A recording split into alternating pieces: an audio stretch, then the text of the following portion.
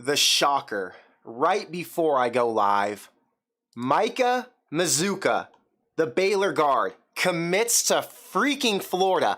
I'm not going to lie. All signs pointed to no-go on Florida. Florida fans did not feel like they had a good shot at him. He went to Florida and I think Auburn after the Nebraska trip. It just felt like Nebraska was a lock, especially with all the cryptic tweets from Matt Rule. It's disappointing because I wanted to come on here and celebrate this commitment. This was going to be Nebraska's one of their starting guards this year. Ugh, and he goes to Florida? There are a lot of schools I'm like kind of a fan of, and Florida's just not one of them. Okay, it is what it is. I just wanted to share this with you because I know a lot of us had our hopes up. We thought we were getting another offensive lineman. Now, here's the positive. There's still a chance Nebraska could pull in Walter Roos from Stanford, the transfer tackle with 39 career starts. It's down to the final three of Nebraska, Iowa, and Oklahoma. Now, there's no way to read it because he hasn't put anything out or he hasn't talked about it. There's been no interviews. But just based on the history, if you look at the offensive line at Iowa, they've got a significant edge in recruiting for an offensive lineman. If you look at the team, Oklahoma, and the progress that they're trying to make with their coach in his second year, Brent Venables, just feels like Nebraska would be the third option. But hey, anything can happen. This one was just a little deflating, a little frustrating, but it is what it is. What's happening, guys? I wanted to stop in tonight to say, number one, hello. Welcome to the first day of the offseason, because even though Nebraska's been in the offseason for about 2 months now, college football has still been humming along. And we are now in the official countdown phase. I think 270-something days until is it 1 or week 0? I'm not really sure if Nebraska has a week 0 game this year. Is it a week 0? It's a Thursday night against Minnesota. Who knows? I don't know. Anyway, hello. I'm going to get to chat tonight for sure. We're going to talk here because I just want to get your guys' thoughts on everything going on and include you because I've been more active on Twitter lately and people have been hitting me up on Twitter a lot. I get a lot of DMs on Instagram. I always have because that's the original platform. Before I even started the YouTube channel, we were on Instagram posting little graphics and things on the Instagram story, and it slowly built up. And then when I launched the YouTube, my main form of communication was obviously the comment section here. And then I launched the Discord. And now we all talk in the Discord all the time. But now Twitter is slowly becoming a thing I like to use. So yeah, we're going to talk here tonight though. Anyway, I went to the game last night. So we're going to talk about the game from last night, my experience. I got tickets last minute. It was actually a pretty interesting story. I ran into a quarterback who we all are, what's the right word? Praying for? I think praying for is the right word when we're describing the top quarterback in this next class. And I hung out at that game until the finish. I pretended to be a Georgia fan essentially and stayed until 25 minutes after the game when they handed Kirby and Stetson Bennett that trophy. So talk about that. We'll talk a little bit about recruiting in the transfer portal and anything else you guys want to talk about. So with all of that, I'm going to start by answering some questions from the chat just so these don't get buried because usually I don't get to chat and then they just, it gets buried. So we'll talk in chat for a minute and then I'll talk about my experience at the game yesterday. We'll go quick through it because it's not that interesting of a story, but it is a story. It's something when you go to a game and tickets are $4,000 to get in, right? Bonesaw, what's happening? He says that was the closest national championship he's ever seen. Moral of the story says 2 questions. What methods did you use to get around the California no tailgating rule? I don't think that was a California rule. So if you guys saw before the game, there were all these things on Twitter about how you weren't allowed to tailgate at the national championship. When I first saw it, I assumed Gavin Newsom and whoever owns SoFi Stadium and these people are such losers and don't understand the culture of college football and how important the tailgate is and how that's actually the focal point if the game isn't the focus, right? You're obviously going to worry about the pregame and the partying and the atmosphere where you get to actually hang out with people, and that's what I've always enjoyed. Anyway, it wasn't actually California or SoFi Stadium. It was the college football playoff, and I heard that last year at Indianapolis, they had the same rule, no tailgating on the stadium parking lot, which doesn't really make any sense. And I'm assuming in Houston next year, I think it's in Houston, they probably won't let people tailgate either. So it wasn't like a normal Rams game. I've been to multiple Rams games, but that was my first Rams game at SoFi this year. And when I went, there was obviously tailgating everywhere. Yesterday, it was pouring rain. It's still a little bit rainy outside. And because it's so rainy and wet, people probably weren't going to tailgate that much anyway, so it really didn't matter. But I will say it was a little bit odd of an environment. All of the partying took place inside the stadium. The music was loud 2-3 hours before the game. Because I got there, I think, 2.5 hours, 3 hours before the game, and it was loud.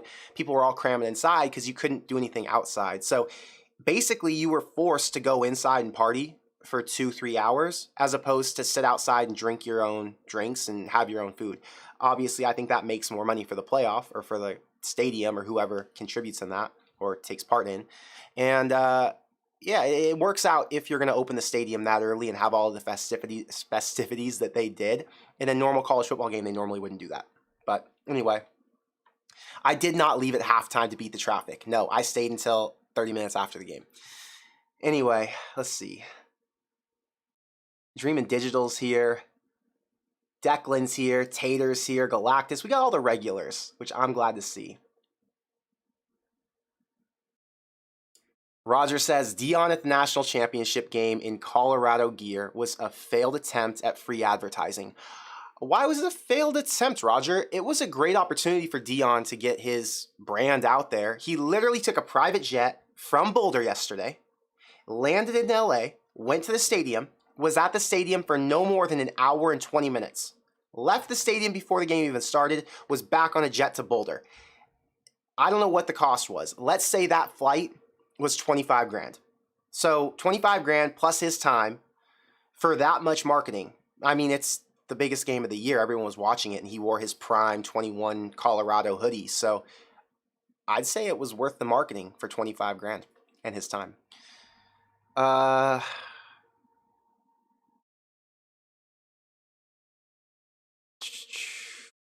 How'd you get the tickets? How much were tickets? All that. Did I plan on meeting with Raiola? No, I didn't. But we'll talk about all of that right now, the game story. I guess we'll just jump into it here. So, my experience at the college football playoff. Here's how it went down. I told my dad 2 weeks ago when I was in Oklahoma, hey, the championship's in LA, so when it's there, I'm going to probably go down there solo because he lives in Oklahoma, and when I get there, I'm just going to scalp a ticket. That's usually what I do if I want to go to a game solo. I show up, and there are a bunch of guys walking around with tickets. I would never buy tickets from one of those apps because the fees and the premiums on those are out of this world. I think StubHub for good tickets charges $100 plus on the fee, or $100 to $400 depending on how much. If you have like a $500 ticket, the fees are $200 sometimes, right? Per ticket. Anyway, I told him I was going to do that. He said, well, I'm going to be in LA. My dad has golf courses in LA. That's his thing. So he was coming for work. And when he was going to be out here, we could plan to go to this game together. So we did that. Yesterday, 2:30 in the afternoon, I get to the stadium 2.5 hours before the game starts, or 3 hours, whatever. When we're there, there's no scalpers. Usually in the tailgate sections, you'll see a bunch of guys walking around holding up their fingers like this. You know, they've got two, or there'll be guys holding up, I need tickets. There was none of that, and it was a very weird vibe. So my dad and I were feeling really limited. So we sat on those apps, and we kept taking screenshots as the prices would come down. So every 30 minutes we would notice, okay, the $4,000 seats just dropped to $3,500. Then they dropped to $3,200. And here's the layout. The very top of the bowl, the nosebleeds, minimum when I first got there were $650. $200 fees added on top, you were getting in the game for $850. That was the cheapest ticket you could get on StubHub, Ticketmaster, any of those sites, okay? Let me turn on my air, one sec. Then from the lower section of the bowl, like the mid area, which is where I sat, it's probably the best seats in the stadium because you're not too low, but you're not too high. Those seats were minimum $1,100. Okay, and that would be like $1,100 in the end zone or in the corner of the end zone, whatever. If you wanted to sit on the 50 in those seats, $4,500 per ticket, all right? If you wanted to go lower bowl, and lower bowl at that stadium is actually not bad. You can still see everything. Lower bowl was like $5,000 to $7,000 per ticket. And there weren't that many tickets. There might have been 1,000 tickets before kickoff that I was seeing on all these sites. Here's what happened. You have all these TCU and Georgia fans. Most of them had to buy their tickets in advance because if you're going to fly all the way from Fort Worth or fly all the way from Atlanta, Georgia, you're not going to be shut out of going to this game. That just makes no sense. Imagine me trekking to Omaha and not being able to get in. It's tough. So, especially if you don't have experience doing the stuff I do. These people came with tickets in hand. So there weren't a bunch of people, there wasn't a big market of people looking for tickets last minute. And you would say, okay, well, LA's a huge place. You've got 4 million people in this one little area. There's probably a bunch of guys who want to go to the game and just watch it as casual fans. Yesterday's rain and the actual flooding, because there's no infrastructure for rain here, the actual flooding made it really hard to get around, and people weren't interested in going out in that rain to trek down to watch TCU in Georgia, especially when people in Southern California aren't that big into college football anyway. They aren't even that big into the NFL. Okay, while we're outside, we have all of these things going in our head because we said, we can just hold out. There's not going to be that many people trying to get tickets last minute. Let's just watch the prices come down. We get to 30 minutes before the game. Ticket prices drop significantly. Those $4,500 tickets, or $4,000, whatever they were, dropped down to $1,500, which all in would have been $3,000 plus $700 in fees, let's say. It would have been $3,700 for 2 tickets. Still a lot of money, too much. It doesn't make sense, especially when it's not like Nebraska, right? It's Georgia and TCU. What do I care? So we wait another 15 minutes. We're now 15 minutes before kickoff. They're announcing the players. They're saying Max Duggan, Quentin Johnson. They're saying all the players' names coming out of the tunnel 15 minutes before kickoff. I'm waiting. 2 dudes walk up, and they see my dad and I. They're like, yo, you guys need tickets? Well, yeah. So they said, well, we got some on the 50. We've got some everywhere. They show us all their tickets. And they said, what's your budget? So my dad's like, well, we want to just wait. So we'll just wait until kickoff, and then we'll get even cheaper tickets on these apps. And they're like, no, we'll give you a good deal. So they said $1,500 a piece on the, I think, 35 or 40 yard line. Let me see. I think they were on like the 35 or 40. Yeah, like the 40 yard line. $1,500 per ticket, and you can go in right now. My dad and I said, nope, we'll wait. The guy's like, no, what's your budget? We'll give them to you better then. So my dad said $1,000 a ticket. And I'm like, oh, that's too low. So then we settled on $1,100 a ticket. So for $2,200, we get into the game. Now, it sounds like a lot, but we're sitting in a VIP section. This is prime seating at SoFi Stadium, which is, I've been to almost every stadium in the country, all the nice ones. I haven't been to the Atlanta Stadium, but I've been to a lot of them. SoFi is unbelievable.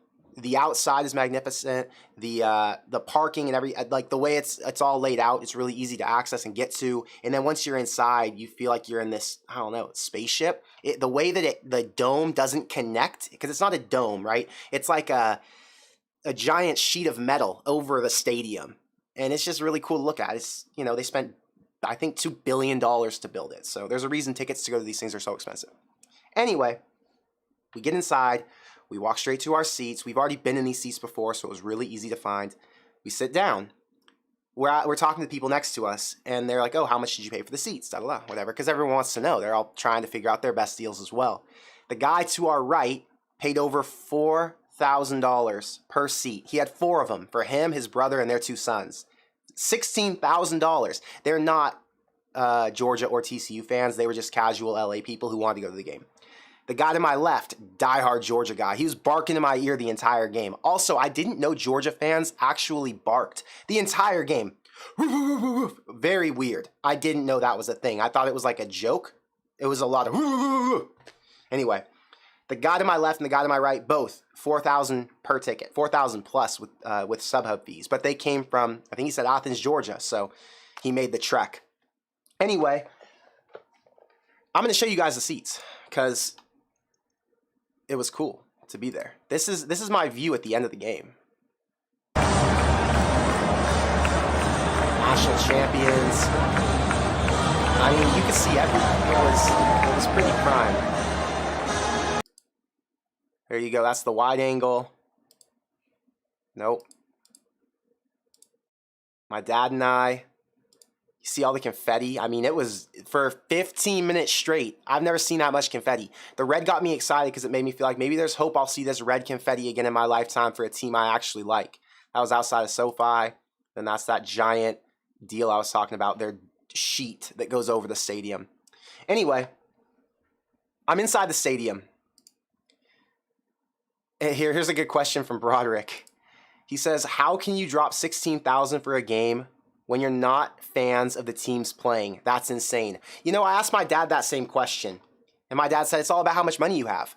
That guy sitting next to us was probably worth $100 million. So to him, $16,000 isn't anything when you have $100 million. He'll never run out. There's a lot of people here with that kind of money. So that's just the way it is. Anyway, getting back on track. Halftime comes around. Keep in mind, I walked around that whole stadium. I checked everything out. I got to watch the little college game day set up with Dion, Nick Saban, Kirk Herbstreit, all those guys. That was cool.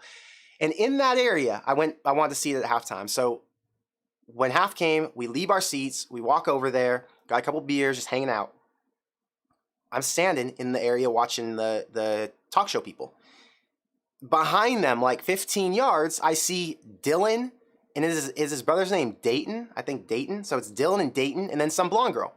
And they're all like laughing together, hanging out. I was like, there's no way that's Dylan Raiola standing 15 feet in front of me. I was like, I guess it is. Well, this isn't an opportunity I can squander. Now, there were two ways to play this. Keep in mind, I'm a 29-year-old guy. This is a 17-year-old kid. So if I was a civilian, like I didn't make YouTube content, there's no way in hell I'm walking up to this kid and saying, can I get a picture? It's just not my thing. But because Corn Craze brand, because you guys love to see it, I had to fire one off. Anyway, I went up to him and I said, Dylan, I don't want to bother you. I know you're doing your thing. I don't know if he's flirting with the girl or what, but I don't want to bother him. So I told him, I don't want to bother you, but I have the biggest Nebraska football YouTube channel. And it would be wrong. It would be a crime for me not to take a picture with you right now. And he kind of laughed and said, okay, let's do it. He saw my hat. I was wearing a Nebraska hat. So he's like looking at it, trying to see it. And then he realized I was a Nebraska fan. So we took a picture together. And right when we took the picture together, I posted it up on Twitter. Here it is. I have no caption, no tag. Apparently people knew who it was. It got 74,000 views, 40 retweets, 1,400 likes. I only have a few followers. I think I only have like 1,200 followers on Twitter. Anyway, it was a positive reaction to the Dylan Raiola tweet. And everyone was like, yo, are you recruiting him? No, I'm not recruiting him. I didn't even say anything about Nebraska. Other than, if you do end up in Nebraska, our paths will probably cross in the future. It's not appropriate for me to prod and pick when he doesn't even know who I am, right? It's kind of weird. It's like one of those thirsty fan things. Ugh, not my deal. I wouldn't do that. So here was my takeaway from the game yesterday. There were really three teams in the hunt for Dylan after the decommitment from Ohio State. You have Nebraska, who's basically the team he's been loyal to because that's his, you want to call him the hometown team, or you want to call him the just childhood favorite team because his dad went there, whatever it is. You've got Nebraska in there in some capacity. You've got USC because you have a quarterback guru in Lincoln Riley. And then you've got Georgia because Georgia is, we can call them a dynasty now, back to back, and they could be on pace for 3 with the easiest schedule of all time next year. I think they play UAB, they play Georgia Tech, and then they play 2 other not formidable non-conference opponents. So anyway, Georgia's on pace. After yesterday, if you're Dylan Raiola or any quarterback who's elite or high level, you can say, I could go to USC, where they focus on the quarterback, but you can't win a championship because they don't play defense. I could go to Nebraska, where I could be a forever legend, but there are a lot of unknowns with going to Nebraska, and there's no history of great elite quarterback play at Nebraska in terms of quarterbacks who can make it to the NFL. Or I can go to Georgia, where I'm an instant plug into a national championship team and environment and culture. And there's no question I would win the Heisman Trophy. There's no question I would win the national championship. And there's no question I would go to the NFL. Now, with all of that said, I am not saying he's a lock for Georgia. But yesterday, they did make a serious case. And I saw on Twitter after, people were sending me a bunch of screenshots. I don't know how to do this, but you can see how he likes, like, everything he likes on Twitter. He liked a bunch of Georgia stuff and insinuations that he was a target for them, which is kind of like, painful, is what it is. Anyway, Georgia has one thing that could totally derail them from the conversation. They have a guy named, is it Todd or Jeff Monken? Wait, tell me, guys, Todd or Jeff Monken? It's Todd. It's got to be Todd. Yeah, it's Todd. Okay, they have Todd Monken as their offensive coordinator right now. He's the highest paid offensive coordinator in the country. I think $2.1 million a year. I think he's the highest paid assistant in the country, period. That's head coach money at some schools. $2.1 million per year is no joke. But he's been elite. He took Stetson Bennett and made him a great quarterback. No shame on Stetson Bennett. No knock to him. But yeah, to do it with a guy who was a former walk-on is impressive. My opinion, we have this entire offseason, which goes for another, 6 months. And then we have the entire season. Could Monken decide it's time to take a head coaching job? Could there be a vacancy to the NFL and a big job opening up? Could Michigan be searching for a Todd Monken to replace a Jim Harbaugh if Jim Harbaugh does go to the Denver Broncos? And if all of that does happen, how do you feel if you're the number one quarterback in the country and you got to go to a school with either a new offensive coordinator or a broken offensive coordinator, but likely not as dominant as Monken has been? It could shake things up. So the point of all of this, and the reason I'm saying any of it, is because we are 11 months away from Dylan Raiola signing pen to paper where he will be playing his college football at.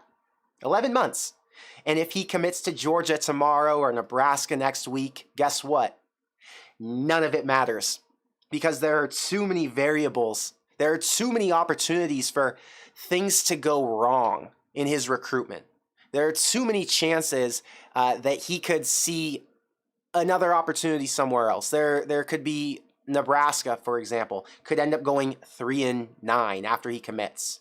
And he could say, well, that makes no sense. I am not going to Nebraska. I don't believe in this rule project.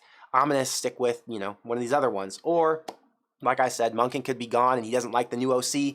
Who knows? Things can happen. We're 11 months away. So I don't talk about recruiting in the offseason, really. I talk about recruiting when it comes down to the final three or we're down to the last week, because then it actually matters. Then it's interesting. Who cares about all of this buildup? There are so many recruits, and I'm not saying anything bad about Dylan Raiola. I'm not saying he would do this, but there are a lot of recruits who love, because there is a ton of opportunity for them right now. We have millions of fans in college football who are watching all of these recruits, hoping they come to their school, right? They can say, well, if I put Nebraska in my top 5, even though I have no intention of going there, I can pull like 50,000 Nebraska followers. They'll all start paying attention to me. They'll all know my name. When I get to the NFL, they'll be familiar with me. They'll tweet at me. They'll like my pictures. They'll follow me on Instagram, whatever it is. It's just free marketing. So I don't really like to invest in recruits until it comes down to the final hour. And in this circumstance, we're nowhere near the final hour. So who cares? It is what it is. But yes, we'll show it one more time. Me with Dylan Raiola. And we'll talk about the size difference here. I'm 5'10", 180 pounds, okay? I'm not a big guy. I'm also not a small guy. I think I'm average in America, right? This guy is 6'3.5" minimum, 6'4", and he's 17. So has he reached the peak? Maybe not. He might hit 6'4", 6'5". I don't know. He's got to be 225 pounds. He's got to outweigh me by 20-something pounds. He's huge. So, yeah, this guy is a physical freak. When you look at this picture, you realize why he's the number one quarterback. Just the sheer size, and he has really good legs. He can move around, kind of like Mahomes does. Cannon arm, specimen. What's interesting is it didn't seem like many people were talking to him yesterday. I walked around in that same area after, and I didn't see anyone walk up to him or talk to him. Which is so weird because when you think about it, you have this college pregame show or college halftime show, okay? Say the halftime show is right here, and then you've got 50 people watching the halftime show here. And then 15 yards behind, you've got Dylan and them playing around, just talking to each other. In 2 years, that halftime show very well could be talking about that kid nonstop every single day. And he's just standing there chilling and no one even realizes it. It really puts some perspective, to the situation. I was like, wow, this is crazy. This 17-year-old is the future of college football. Potentially. He could be a bust. You never know. But potentially the future of college football, and he just goes kind of unnoticed. It's kind of like, whatever. Anyway, just interesting takeaway. Last thing I want to say about that situation, I ran into 2 Corn Craze subscribers. I think they were subscribers. They yelled Corn Craze at me.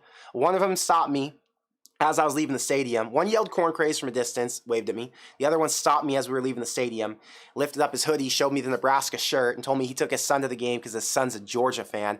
Sounds like a crime to be a Corn Craze subscriber or supporter, which means you're a pretty diehard Nebraska fan, and then your own son's a Georgia fan. Listen, if you're watching, brother, no offense to your son, but it's a little offensive to me knowing that that's going on in your household. You know what I'm saying? Like,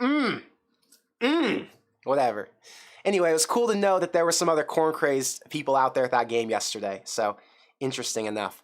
Let me respond to chat now, because I know chat's been going, and I don't want to ignore you guys, because I'm here for you, not here for me. Here to hang out with you. Yes, barking. They were barking heavy at the game last night, and they were all sitting next to me. It was wild. And at the, what was it? What point? I think after the first kickoff, right when they kicked, it was like, woof, woof, woof, woof, woof, woof, and then it faded out. And it was the entire side of the stadium I was on was all red, and the other side was all purple. I will say TCU fans on their side were pretty damn loud, but Georgia fans were louder throughout the entire process, because TCU fans really calmed down. Once we got to halftime, they started to fade out. And then by the fourth quarter, TCU fans had exited the property. They were gone, nowhere to be seen. That was done. It didn't last too long. Georgia fans didn't leave until 30 minutes after the game. Confirmed. Okay, I'm back.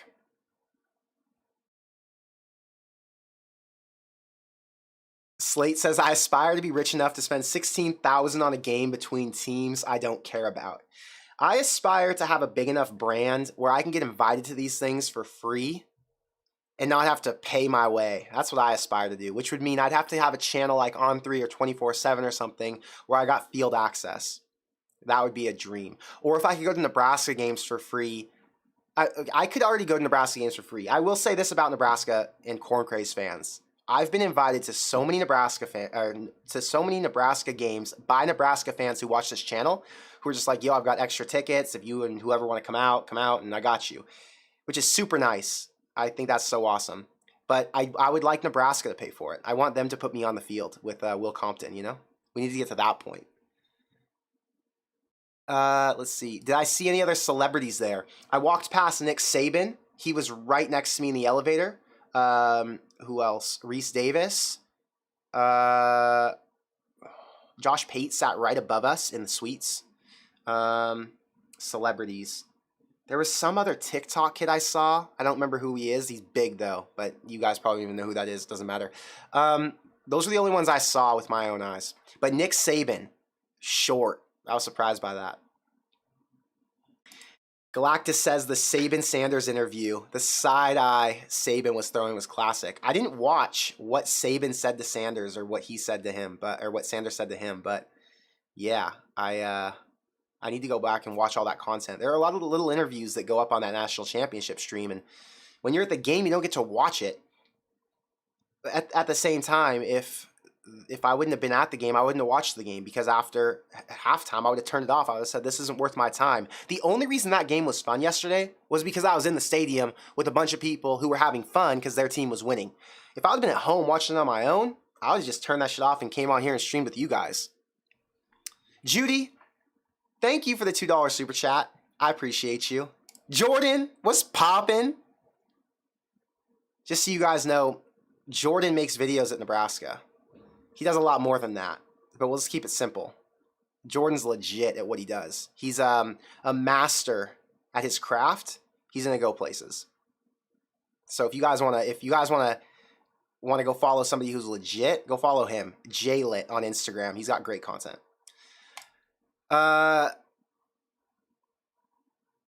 Steven says, pretty disgusting. Georgia took no recruit less than 4-star. Is that true? I didn't look at Georgia's recruiting class, but yeah, it's offensive. When you get to be that level of dominance, which they are now, you can do whatever you want because everybody in the country wants to come play for you. Insanity. Okay. I'm going.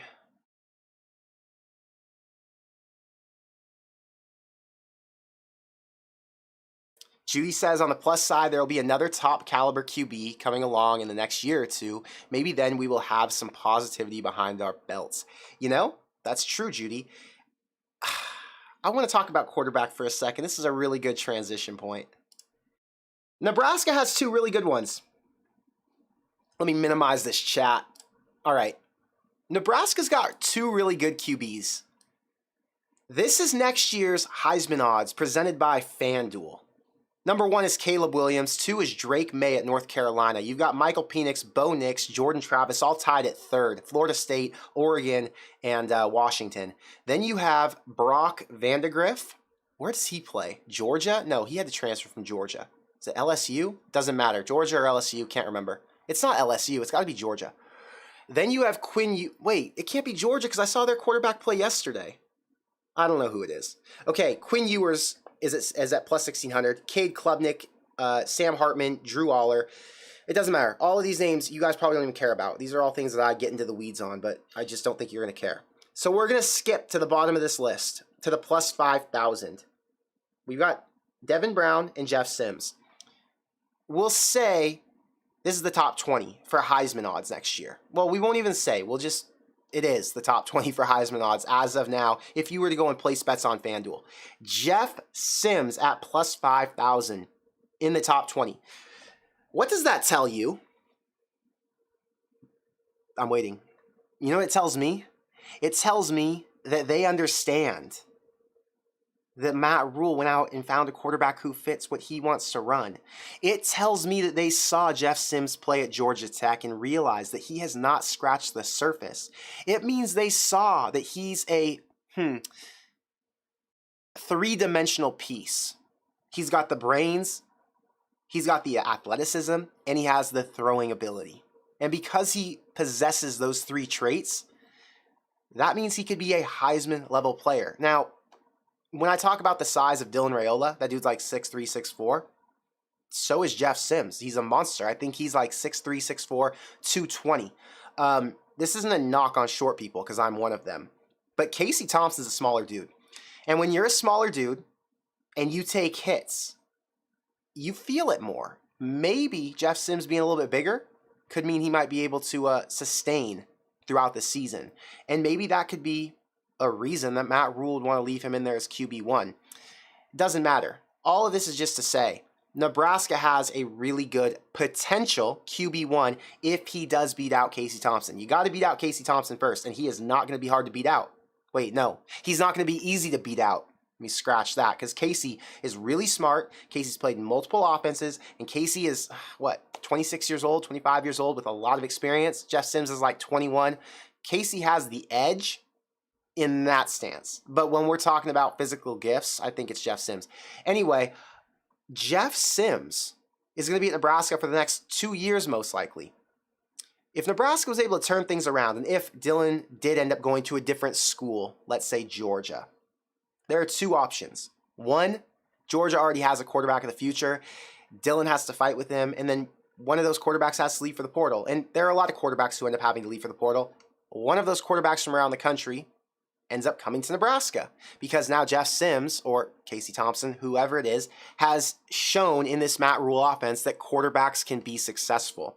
The offensive line is rebuilt. And the point I'm trying to make here is I'm not worried about quarterbacks at all because Nebraska will always be able to find one. They might not be able to find a 5-star, but they might be able to find a former 5-star. They might be able to find a high-ranking 4-star. And Stetson Bennett was a 2-star. So sometimes that's all you need to win. Anyway, I wouldn't be too concerned about the quarterback situation. It's just not even, it's not on my mind at all. James, thank you for the $5 super chat. I appreciate you being here and I appreciate you supporting.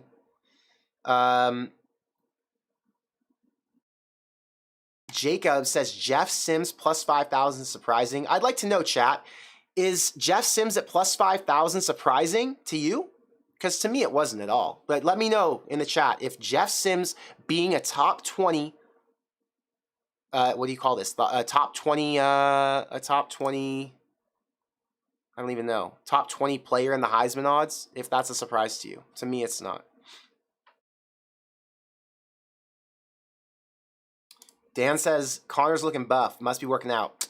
I'll tell you what, I haven't worked out in 2 months. I've been traveling, and I got a little bit sick. I've still got it. I'm congested. I brought tissues today just in case I have to blow my nose. I've been congested for the last 10 days, and I can't get over this. It's really annoying. But we're close. Grant says all of this tells him that Matt Rule is not a joke. That's true. Redwine says he wants to make a small bet. Redwine, what bet do you want to make? I'm here to make a bet. I love betting, if you guys don't know. I love taking anybody's bets. Chance said he finally became a member. Sorry it took so long. You don't got to apologize. Been with me for a couple years now. Chance, you're the man. I appreciate you being here for so long. I appreciate you for being a member. And for everybody being a member. We got a lot of members here today. Speaking of members, Galactus says, I watched Sims highlights. His throwing motion is a little strange. Not Taylor Martinez strange, but strange. Also puts a lot of air under him. We'll see how that pans out. If the quarterback's coach is going to fix that, who would be Satterfield, or if they're going to allow him to do it. I don't know. He's training right now, and I've seen some clips. The dude's got a cannon. It's going to be interesting. Steven says he thinks it's Casey's until it's not. That's fair. It's going to be a battle, man. It's going to be a battle because you have a quarterback in Casey who already started last year and who, where would I rate him? Top 5 Big Ten? Trying to think who's in the Big Ten. CJ Stroud, JJ McCarthy were above him. Purdue quarterback above him. Who else? Taulia was above him. I mean, realistically, he was top 5 or top 6 in the Big Ten last year. So to take it away from him, you're going to have to do some really good things. Yeah, Steven, you could very well be right. We'll have to see. Daniel says Adrian Martinez was plus 2,500 his junior year to win the Heisman. I think he was even higher his sophomore year. Coming off that freshman year, I believe Adrian might have been plus 1,500 or 2,000. Nebraska was also a top 25 team going into that season, and they had odds to win the Big Ten into the second year of the Frost era, if you guys remember. Things did not pan out that way. The 2019 team struggled, but, you know, they gave us hope. They got us excited and took it all away. It was what it was. Brandon says, in the QB talk, it'd be more concerning if we can handle an under center snap or not. I think both those guys are going to be able to handle an under the center snap. I think Casey has gone under center. I don't know if Jeff has. Casey has for sure. Okay. We've got super chats coming in. Jacob, thanks for being a member. Thank you for the $10. Rule will be 100% impartial. Agreed with that. He started Baker over Sam Darnold, who he hitched his wagon to. He'll start whoever earns the job and leads the team the best. If I was betting, I'd lean towards Casey. So, I agree with you that Casey might be the better leader. Yeah, Casey probably does possess better leadership skills because he's older, he's more experienced, he's been at more places, and he's shown us that he understands how to build that culture. He did it really well with the offensive linemen last year, and they didn't show him love back, but he did come in and lead the team well in the beginning. When we're talking about Rule being impartial, and he's going to pick the guy who 100% can lead the team, what offense is he going to run? And will Casey thrive in that offense, or will Jeff Sims thrive in that offense? If they want to run the ball from QB, Jeff Sims is the guy. And I'll tell you why. Jeff Sims is 6'3" plus, 220-something pounds. He is faster than Casey straight up. So bigger, faster, stronger. If you're going to have a quarterback run, which one are you going to pick? Does Nebraska want a QB run it more, or do they want to pass it more and do little RPOs where they actually do let the quarterback throw it out? I think that depends on the receivers. Does Nebraska have good enough receivers to not focus on the run game? Right now, I'm going to say some things. Nothing mean, but just truth. Alante Brown is not a number 1 receiver right now. Marcus Washington is not a number 1 receiver right now. meaning I don't think either of them possess the capability right now to take over a game, to do what Trey Palmer did. And because Nebraska doesn't have one of those receivers right now, I think it's hard to rely on a quarterback like Casey, whose specialty is throwing, who's relatively accurate, has a good deep ball, but he won't have the weapon. Now, Nebraska did get Billy Kemp, and Billy Kemp could be electric at Nebraska. He's a slot receiver, kind of like a Rondale Moore, Wan'Dale Robinson, similar. Fast, not Trey Palmer fast, but he's fast, quick. He's really shifty. More of a guy that you throw underneath balls to and let him make plays in the open field. But would you rather Jeff Sims focus on, I don't know, zone reads with Anthony Grant and A.J. Allen, or under center with a fullback and a running back behind him, run power, and then give yourself some opportunities to run an RPO out of that formation? To me, it would make more sense to use Sims in that setup.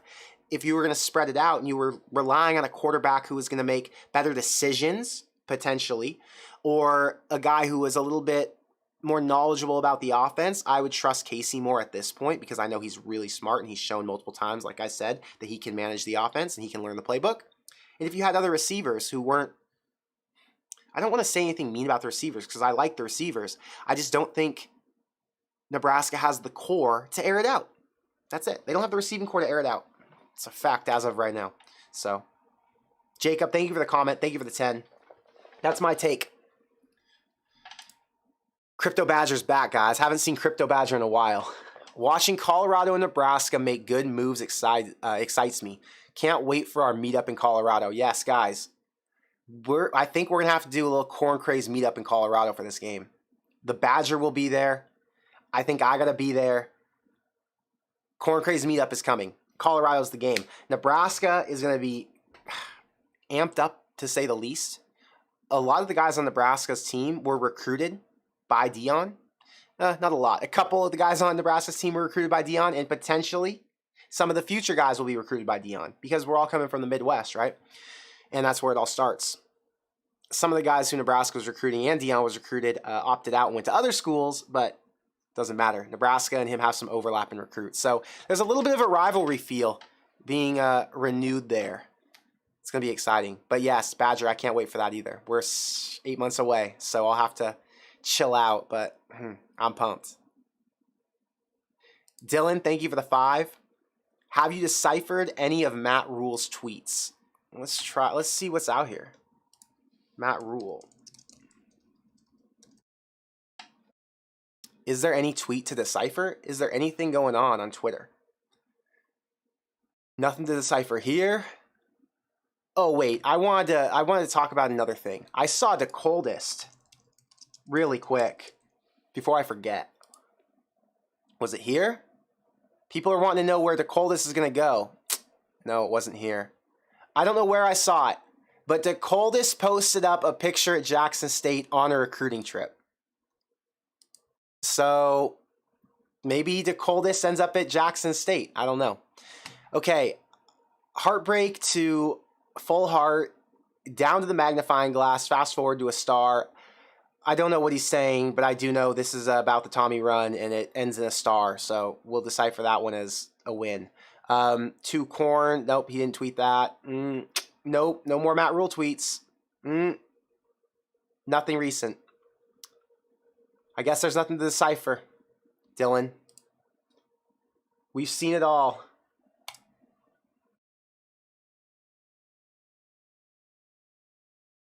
Jacob says Adrian was like plus 700 before his sophomore year. Yeah, that sounds about right. And the chef says he doesn't think anyone has a job to lose since everyone's back at square one. Going back to the conversation about quarterbacks, whether it would be Casey or Jeff Sims, I think that's absolutely true. We have no idea. It's back to square one because we have no idea what the scheme is going to be. And if you don't know what the scheme is going to be, it's hard to say anyone's a favorite to land a spot. Think about this. Anthony Grant and A.J. Allen, similar skill sets, right? If you wipe the slate clean and you say we're going to run whatever type of offense, both of these guys are going to get their chance to show who's more powerful, who's more physical at the line, who has the breakaway speed.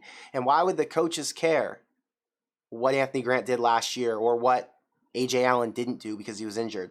They wouldn't. They would just say, okay, we've got two really gifted backs, able-bodied guys.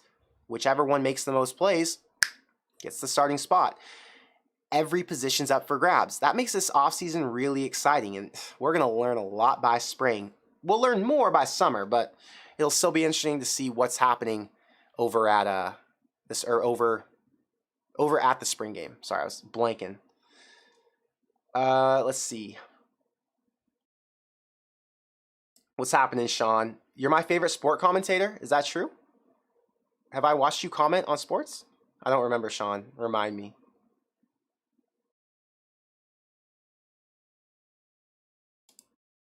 Lance said he'd wager 100 on it. Lance, 100 on Casey Thompson being the starting quarterback next year over Jeff Sims. Hit me on Discord. I will take that bet. I would love to book your action. Declan says, hot take, Billy Kemp is going to be as good or better than Trey Palmer. That's an interesting one. Trey Palmer was unbelievable. Trey Palmer did things that, Samori Toure couldn't do. Samori, I believe, in my opinion, was probably a little bit more complete than Trey Palmer because he didn't drop as many balls. Trey, it just felt like he dropped a lot. Not that it was that bad because he made up for it in his electric play. But, Billy Kemp, I think he's going to be really good, but I'm not going to say he'll be better than Trey Palmer. I will say Billy Kemp will be the best. Yeah, I would say he'd be the best out of the current receivers we have. If Nebraska goes and pulls in another transfer portal receiver, I don't know. But out of what Nebraska's working with today, I would predict Billy Kemp to be the number one receiver at Nebraska next year. That's my guess.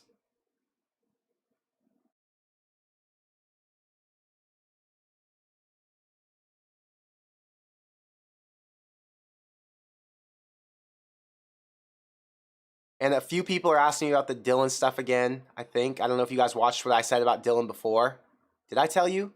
I didn't ask Dylan any questions about Nebraska. I just, nicely told him we need a picture. I didn't want to bother him and be one of those fans who's like a weirdo thirsting for information.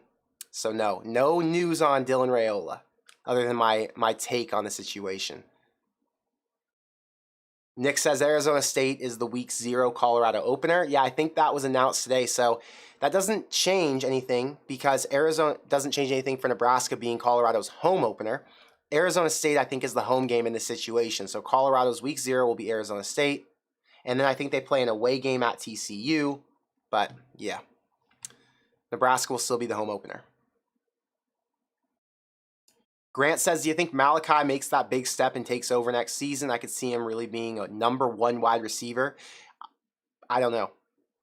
Number 1 as a true freshman, that's a heavy task. I think he could play for sure, but I don't know if he could be the number 1. I hope he could. That'd be awesome. If Malachi was a true freshman and took over as the number 1 receiver, that would probably mean he's a three and gone guy, meaning he'll leave for the NFL after his junior season. But it would also mean that we'd have really high hopes going into 2024. So we'll see.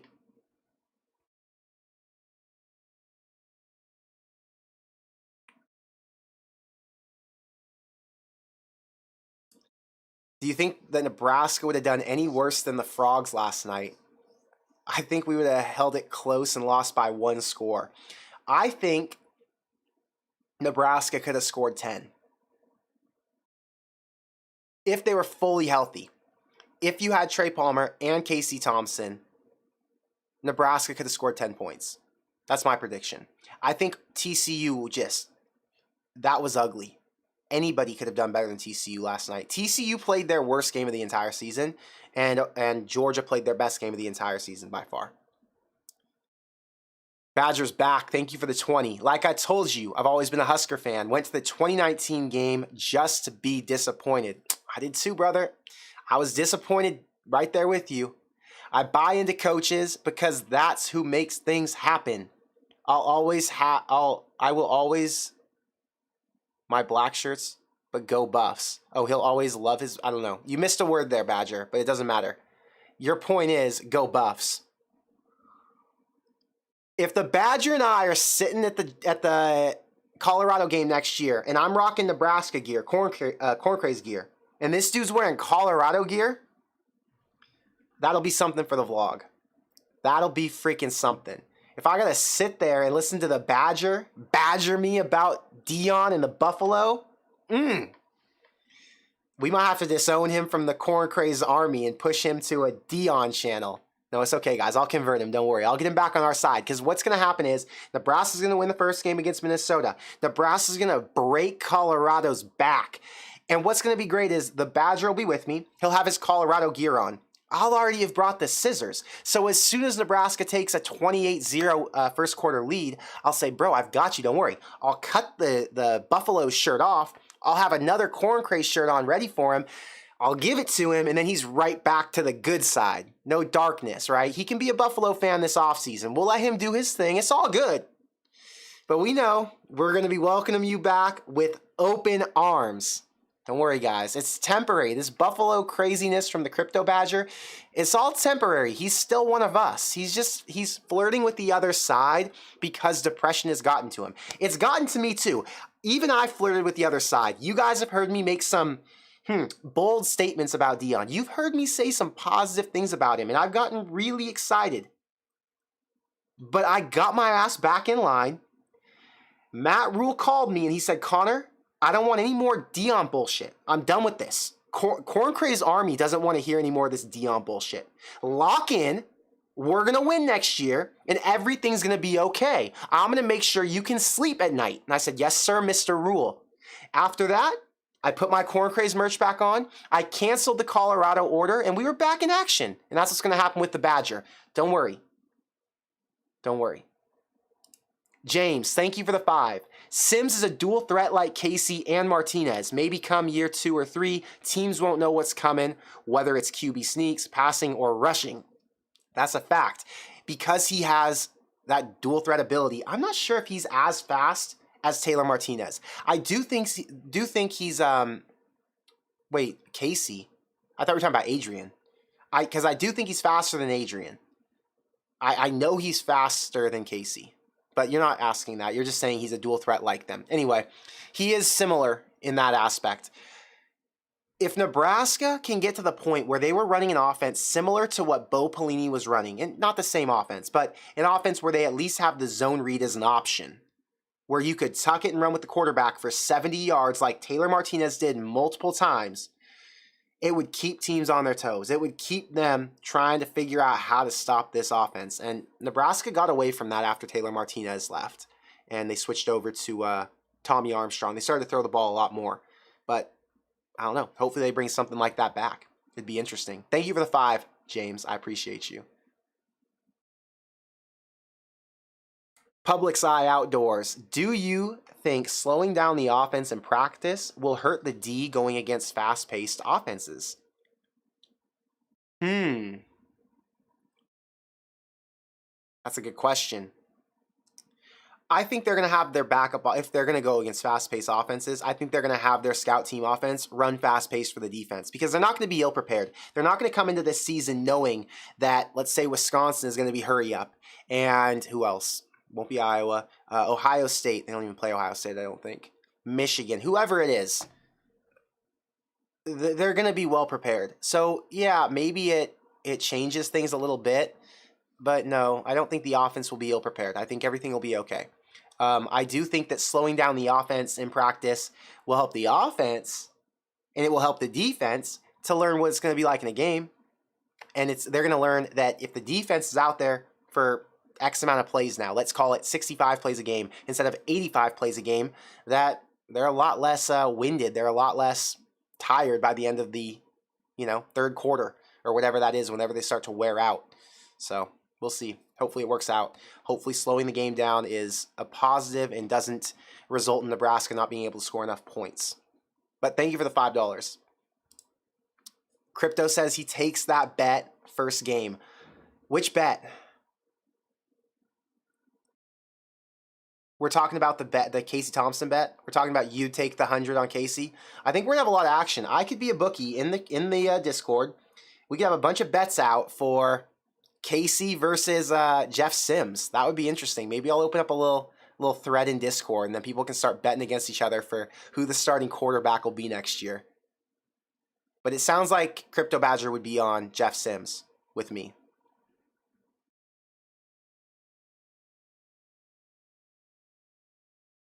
I'm skipping through the chat. Hang on, guys. Steven, you said, are we forgetting about Marcus? We're not forgetting about Marcus. Marcus had an average first year at Nebraska. There's no other way to say it. Did you think he had a great year? I had higher hopes for him. It felt like he had some contested catches that were dropped. It didn't feel like Casey made him a priority because he was so focused on Trey Palmer. But at the same time, was he just not open? What was the deal? There was something going on there. I don't think that Marcus is a true number one right now. I think I said that at the beginning of the show, actually. He and Alante Brown, neither of them are true number ones. So yeah, I'm not forgetting about him. I just think that there's work to do.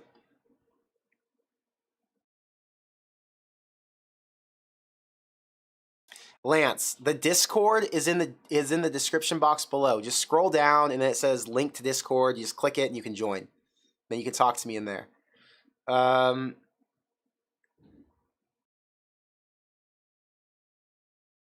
I'm not watching the basketball game. What is the score? Guys, put in the chat what the score is of the basketball game. Oh, here, it's already here. This is like a couple minutes ago, but it says, or Captain Slow says it's 10-7 with 12 minutes left in the first half. Wow, so no one can score. Nebraska's playing Illinois tonight. Illinois is a 3.5-point favorite. I think it's in Nebraska. I don't really watch Nebraska basketball, so I don't know.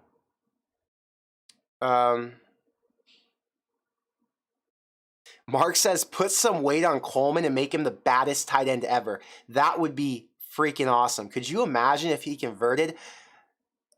There's another tight end at Nebraska who has a lot of promise, who I really hope gets his chance, Thomas Fidone. So let's put some weight on Fidone. Let's give him an opportunity, and let's hope it works out for him. And then we'll see what to do about Coleman. But it would be crazy to see Coleman. Extremely fast, built like a monster. That's NFL tight end written all over it. That'd be interesting. What do you think about Fidone as a fullback? He's too tall. He's 6'5". I don't think that would make sense. Fullbacks are usually like, 6 foot. 6'5" is really tall. I think there's a lot more value at tight end. Because you want a guy who's 6'5" to go out there and catch balls.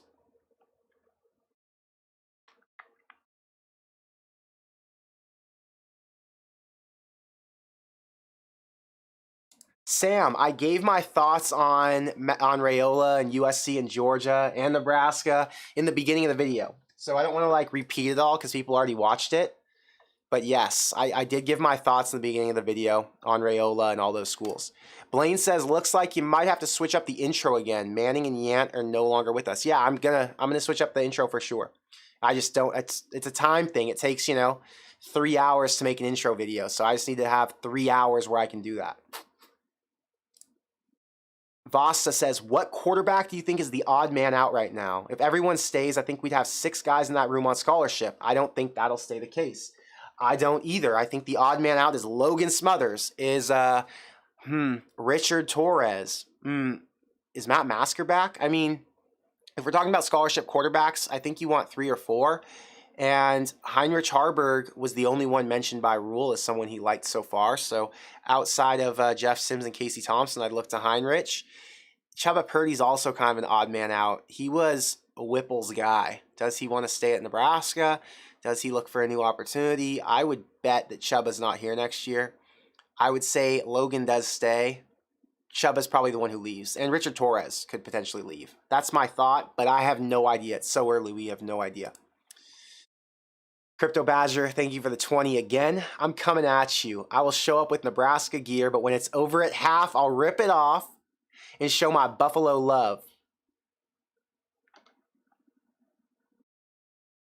Why are you predicting a Buffalo win? You're supposed to be hopeful for Nebraska.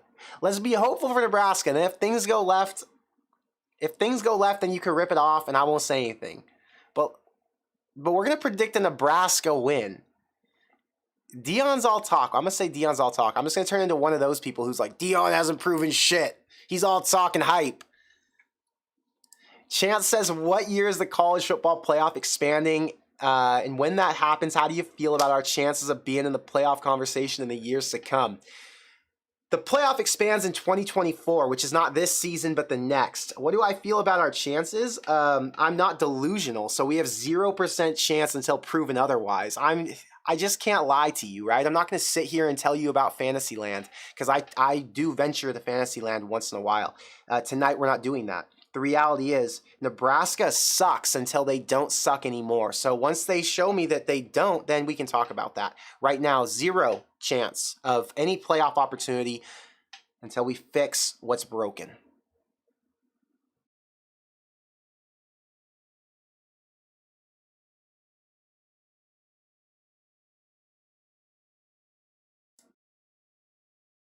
And the Badger thinks that Casey starts the first game. Wow, we might have to take a side bet, Badger. I might have to text you with that one.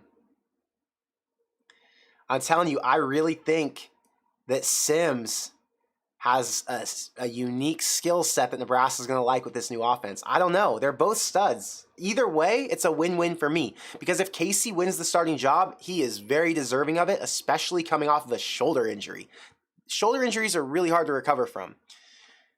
And if Jeff Sims wins the job, then, you have a pro-style quarterback who's got elite size. So either way, it's a win-win. I just want a guy who can go out there and succeed. Daniel says he thinks that Marcus had to live in the shadow of Palmer. That very well could be true. But I don't know. He had some drop balls, and he wasn't as sharp as Palmer was in his route running. I don't know. We'll see. Seth says, thoughts on Billy Kemp transfer. Here, I already talked about it for a minute, so let's pull up the transfer ratings and talk about it. So, right now, Nebraska, let me get this organized. I got a lot on my desktop. Nebraska ranks 24th in the transfer ratings. Now, these transfer ratings are funny because UCLA, I think, is number 1. UCLA is number 1, and they don't even have many big-name guys. They have a really good running back, and they have a good safety, but that's pretty much it. Everybody else just kind of seemed average. So I'm not too sure about these transfer rankings. But Billy Kemp, here's his ranking. He's a 90 overall as a transfer, all right? Now, let's see on 3. Let me see. I have to organize this for you guys. Transfer on 3. Rankings, position. Top players.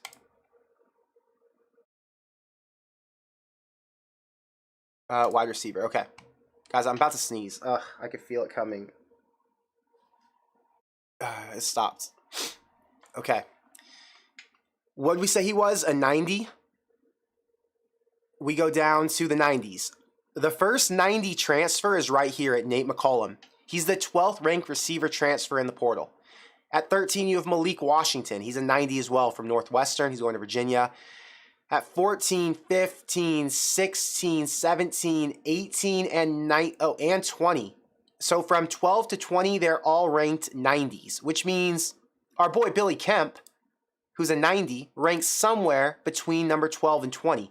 On3 hasn't updated this list, so we don't know exactly where he ranks in their system. But he is somewhere between 12 and 20. Here are my thoughts. Simple thoughts. Oh, my light just went out. Doesn't matter.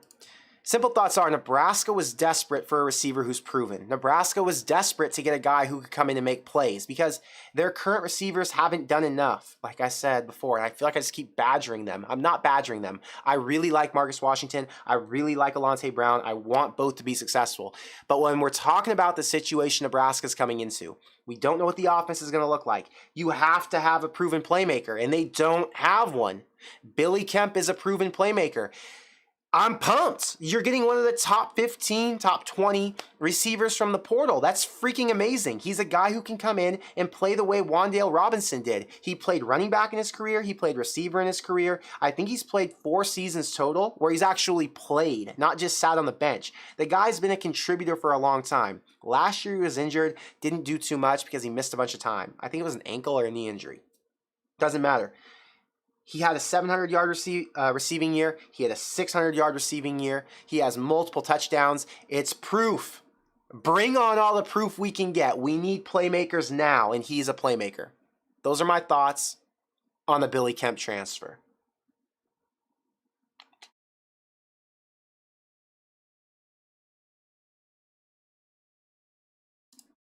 The chef says he thought Marcus was always ready when his name was called. He's the perfect 2. Okay. I felt like he was ready when his name was called 70% of the time. Not 100% of the time. And because he wasn't ready as often as I had hoped, it left a bad taste in my mouth. There were some issues with the coaching staff last year. Who knows what the circumstances were and why other guys weren't developed after the top guy, because the top quarterback was good to go. The top receiver was good to go.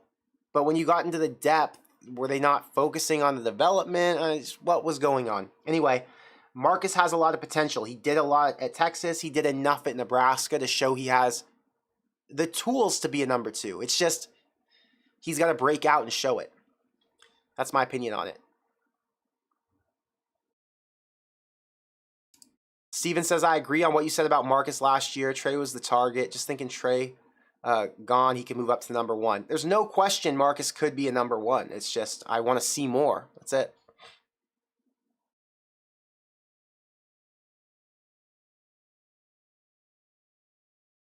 And Chance, right now I would agree with you. As of right now. But who knows what happens with the fullback spot, and who knows what happens with the other receivers or guys who could potentially come in. McFly Guy says, Fedoni was rated higher than Bowers. So much potential. Yeah, Fedoni was the number 1 tight end in the class of 2019. Bowers was number 2 or 3. So that should tell you the ceiling. And for those who don't know who Bowers is, it's this guy. Let me just show you. This is what Thomas Fedoni should be. What I hope he will be. Brock Bowers. The Georgia tight end who's a beast. I mean, you guys have seen him. He scores touchdowns. He has big plays. He catches everything. So, yeah, hopefully we can get a tight end of that caliber pretty soon here. And yes, I agree with this statement. Fedoni will come out angry. 2 years of sitting made him mad. Jose says Quentin Ives at fullback. I think Quentin Ives is like 6'2", 180. I think that is a stretch.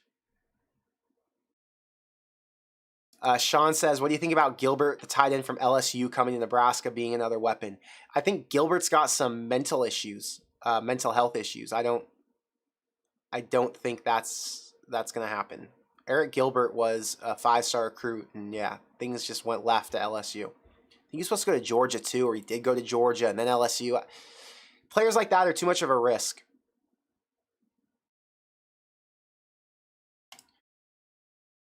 Gary, thank you for the $5.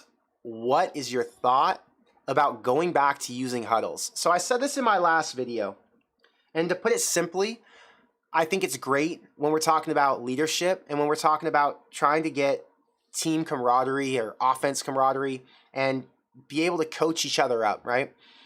When you're not in the huddle, you're not being held accountable by your teammates unless you're on the sideline. If you're trying to make an 80-yard drive and you've got to look a guy in the face and grab his face mask and pull him in and say, this is what you're going to effing do, and you pull him in like that in the huddle, that's meaningful. It's powerful. And it can get a guy amped up. And it might mean that he might have a little bit extra fire on that play. If you're spread out and the play comes in and the coaches are doing the hand signals and showing the play cards, and you're the quarterback and you yell at your defensive or your offensive lineman, or you motion out to your receiver, it's not the same. It's not the same energy or passion. And because of that, you lose, I guess you can call it, leadership. And in some big moments, you want that leadership. I didn't see if TCU or Georgia ran a huddle yesterday because I wasn't paying attention to it. I'd love to know if they did. I'm sure Georgia did at some point. But yes, very excited about the huddle. I think it's positive. The huddle is what football was when I grew up. I didn't know football without a huddle. So bring it on. Evan, thank you for the $5 and thank you for being a member. Which under-the-radar recruit that we have coming in intrigues you the most? I set an alarm for this stream and I'm not disappointed. Well, thank you for setting the alarm so you don't miss it. Under the radar recruit, let me pull up the recruiting rankings. Let's do this together. 23, Nebraska. We're not doing transfers. We're just going to do regular recruits. This is all transfers, recruiting. So, minimize that. Under the radar. Right now, Nebraska ranks 30th in the rankings. Pretty impressive. Well, these top guys are not underrated. Not underrated. Not underrated. We're going to go down to the bottom. Dylan Rogers. Is he underrated? Dylan Rogers is someone who really excites me. He's the 893rd player in the country, so that's one. Dwight Boodle, not rated nationally. Here's the thing with Dwight Boodle. Although he's not a Nebraska-born guy, he's been a Nebraska fan for the last, 8 years because his brother played there. His brother came to Nebraska in 2014 or 2015. So Dwight's been a Nebraska fan as long as he can remember. And I'm assuming he's been committed this entire time, in his own head. He's known he was going to come here. When you have guys who are passionate about the school they play for, passionate about the fan base, they'll probably give a little bit more effort. They're not playing selfishly to get to the NFL. They're playing because they want to win for their university.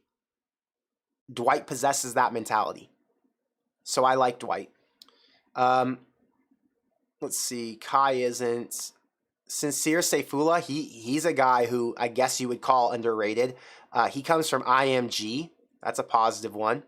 So I'd say it's between Sincere, Dwight, and Dylan Rogers. I'd probably pick Dwight and then Dylan Rogers and then Sincere last. Who else is on here? Sam Sledge. His dad played at Nebraska back in the 80s, I think. So that's another one, a legacy. Anybody who has a tie to Nebraska that's not just here for, I want to go to the NFL, that makes you excited. It makes me excited at least. So, Evan, I hope that answered your question. Thank you for your super chat. I appreciate you. Brett says, when does our conference go to no divisions? We'll go well, I don't know what's going to change. I know what's going to change. What's going to change is we're going to go to the playoff, and when we add in USC and UCLA, they're going to have to divvy it up somehow. Will they go no divisions? Will they go 3 divisions? Will they go pods? I don't know. Good question. We will see a change after this season, though. We will see some sort of a twist because you're going to add 2 more schools. So, yeah, 2 years from now. Well, really, a year and a half from now. A year and a half is when we'll start to see some sort of a shift.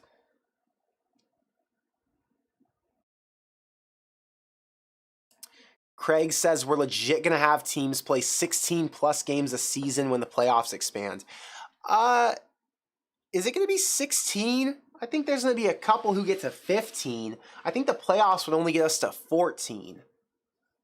Where'd you see 16 for multiple?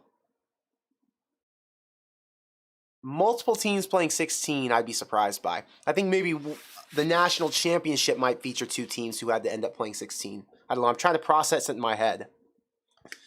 I don't know. I have to put it on paper. I'm a visual thinker.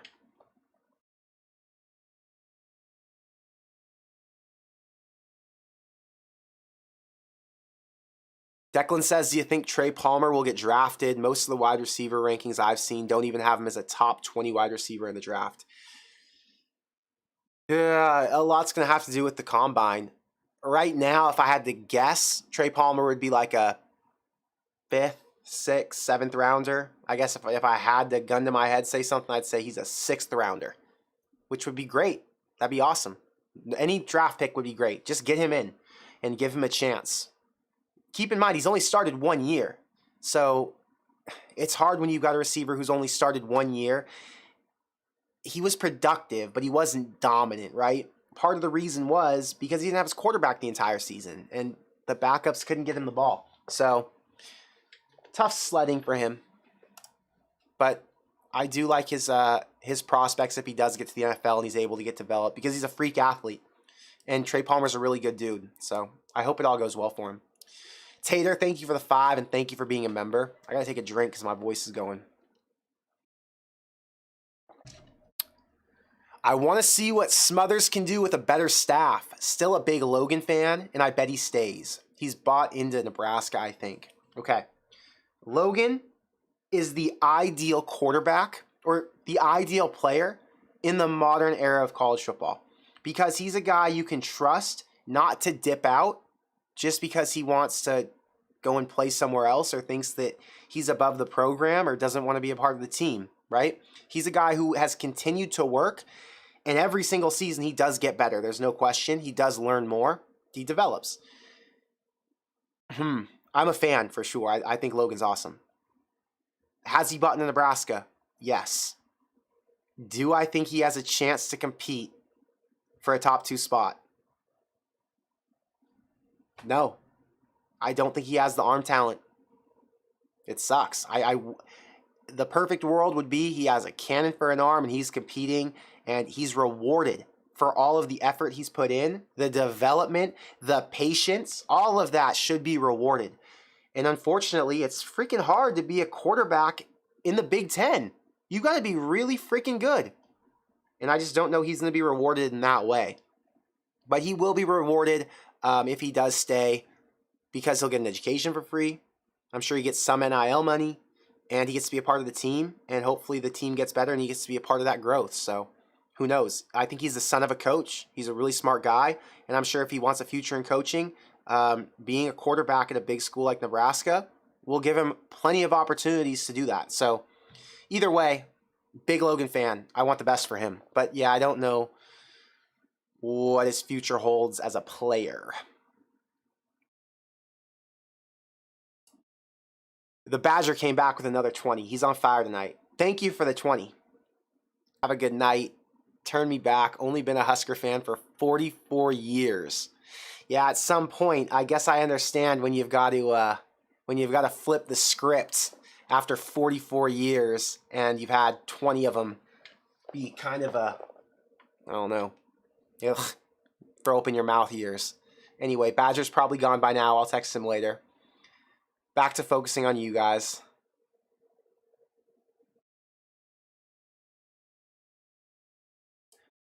You are the best, Connor. I'm just here talking to you guys. I don't know what I'm doing that's the best, but thank you. I appreciate you. I'm just glad you're here talking to me. There's 330 people live with me at this moment at 6:47 Pacific time on a Tuesday night. If you're here and you haven't hit the like button, go ahead and hit the like button because it really helps for more people to find the video. Helps me. Thank you if you hit it. Going back through chat.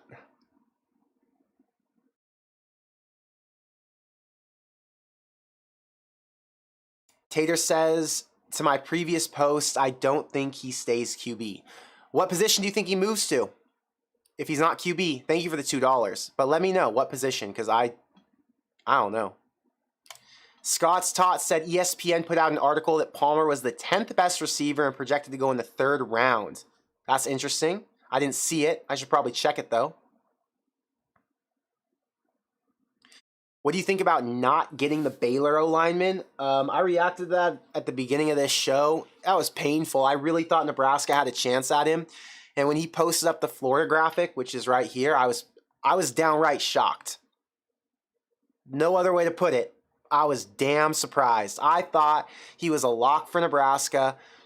And I was a little bit disheartened. Because it would have been such a big story. Could you imagine? Nebraska brings in Ben Scott. Then they go and get a guard who started 10 games last year. That would just be special. But it is what it is. I'm not going to complain about it. It hurts. It hurts when players pick other schools that I'm not fans of, or that I'm not a fan of. And Florida's one of those schools that I just happen to not be a fan of.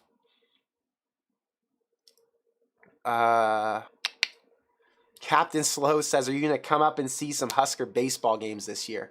I'm not a baseball guy. Not really my thing. I live in California, right? For me to get to Nebraska is a trek. I got to fly to Denver, and then I got to fly, or Vegas, and then I got to fly to Omaha. So it's 2 flights to get there. It's just a lot of effort to go to Nebraska. I got to have a reason to go. So, yeah, that's not going to happen. I will try and come back at least once in the off season though, because I want to go to the facility when it comes out or when it opens up. I think that'd be fantastic. But outside of that, I'll probably wait to come back closer this season. I want to go when there's games. So, yeah. Josh says, what do you think of the 2 coach aides from Syracuse? So I don't know much about them, the coaching assistants. They're not actual assistant coaches. They're, what do you call that? They're support staff. No, what's the name for them? Analysts. I think analysts. Anyway, the analysts from Syracuse supposedly are really good. They were with Tony White his whole time there. My understanding is Syracuse fans had negative things to say in terms of losing them, which means they were upset about it, which means we should be happy about it, because whenever you pick up someone who someone else was sad to leave, that's a win. So, yeah, I haven't done any research on him yet. Keep in mind, I've been very focused on other things. I've been wrapping up my end of the season content, trying to transition back from corn craze life to civilian life, because during the off season I'm a little bit more of a civilian and I've got to do other work, so I can't focus fully on just football content and research. But I'll do my research and I'll see. I'll let you know in a video if I find anything interesting, and I'll talk about it if I have a take. Grant says, are you going to the spring game? I don't have a plan to go to the spring game. I went to a spring game back in like 2017, and it was fun, but it's just not the same environment as a regular game. So I'd rather save the money and go to a regular game. That's my thought. But anyway, we've been here for an hour and a half almost. I'm going to hop out of here, and I'm going to work on a video for Friday maybe. Try and get something up by Friday. I think that'd be good. So until next time, thank you all for being here. I'm going to go and hang out with the rest of my night and do some work because, like I said, I'm getting back to civilian life. Anyway, with all of that said, I will see you in the next one. Go Big Red.